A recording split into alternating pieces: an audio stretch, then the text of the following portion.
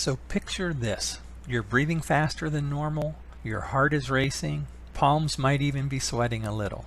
Now what is the circumstance for this change in your body, in your physiology? Are you getting ready to speak at a work conference? Or are you getting ready to meet someone for a first date? The truth is, you really couldn't tell from your body's reaction to these very different circumstances.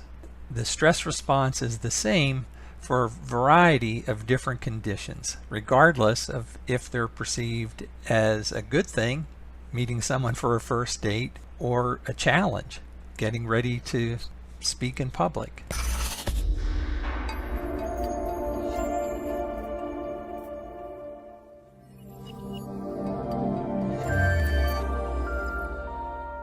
Hi everyone, this is Gary Sams, the Chief Wellness Officer for EBAW Benefits Administration and Wellness, and I'm here this month to talk about turning anxiety into excitement. And I have a subtitle here, A Better Way to Handle Stress. And I kind of have a question. What's the difference between being anxious and being excited? Well, that's what we're going to find out in this session. Have you ever found yourself feeling anxious or stressed about a situation or circumstance? Well, of course you have, because to have that reaction is to be human. We all find ourselves feeling that way from time to time. But what if it were, or what if there were, I should say, a simple way to transform those rather negative feelings into positive outcomes? Well, that's what we're going to discuss in this session. So before we get started on the keys to turning anxiety into excitement, I have another question for you. What causes you stress or gives you anxiety? I wanted to start by clarifying that for the purposes of this webinar, I'm not necessarily talking about the anxiety and stress related to big life events, things such as dealing with a serious health concern, the death of a loved one, things of that nature.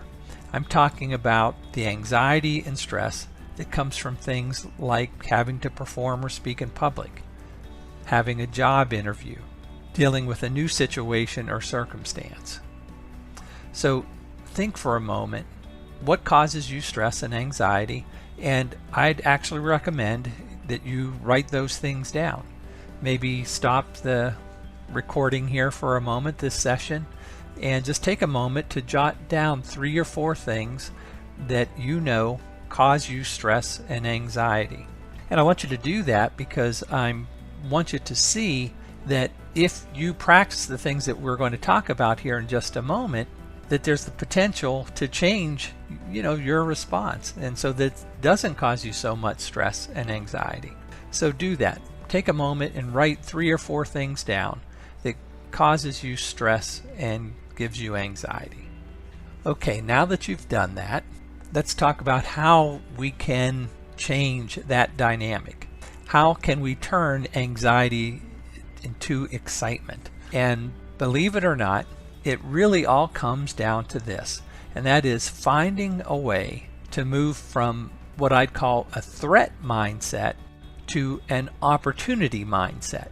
And so our normal response might be to, and let's take a particular circumstance, you're going to do a big presentation at work. And maybe traditionally in the past, you saw that as kind of a threatening situation. Oh, I'm going to be up in front of people and I have to communicate, I have to make my points, I have to have the facts, the information. And so you interpreted that as kind of a threat. It's threatening to me. Well, if that's the case, your response is going to be everything that we talked about, the fast heart rate, the quick breathing, the sweaty palms, and it's not going to be very comfortable and it's not going to be very fun. But what if you were able to shift your thinking from seeing that as a threat to seeing it as an opportunity for something positive, for something good? So that's what we want to get into. And so here's some tips on how we can make that happen. So the first one, pay attention to your mind and body. We can't solve a challenge or address a challenge if we first don't recognize it. So you have to recognize how your body's reacting to and how you're thinking in response to this upcoming event or circumstance. So pay attention to your mind and body. The second tip is to rethink your response.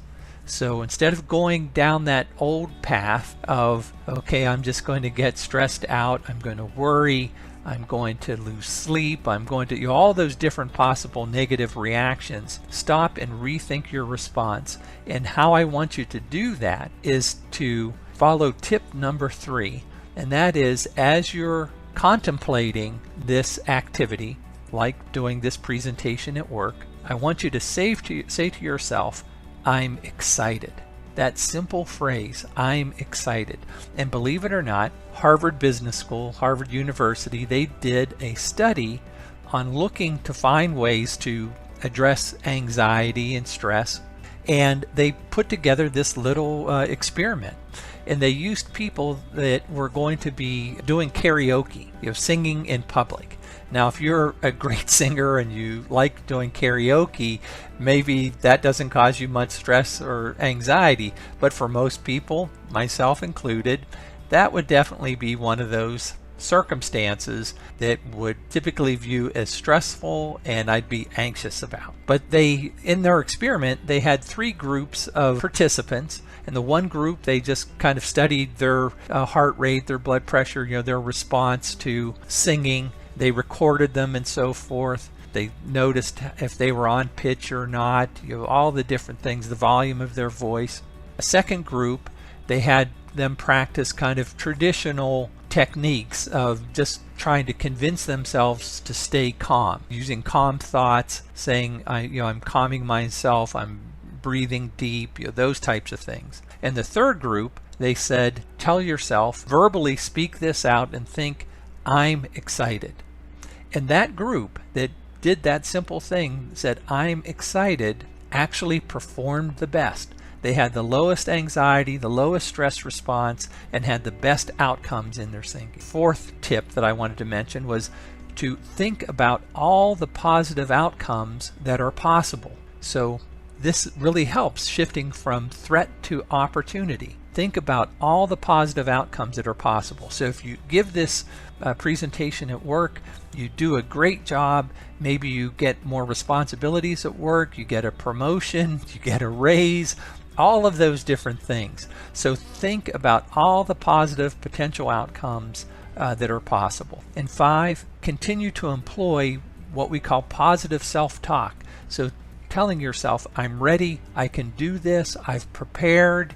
That positive self-talk can help reinforce all of this. And I mentioned at the beginning that this isn't necessarily for the big life stressors, but as a side note here, kind of an end note, I had a friend who recently lost his job, and most of us would see that as one of those big life stressors.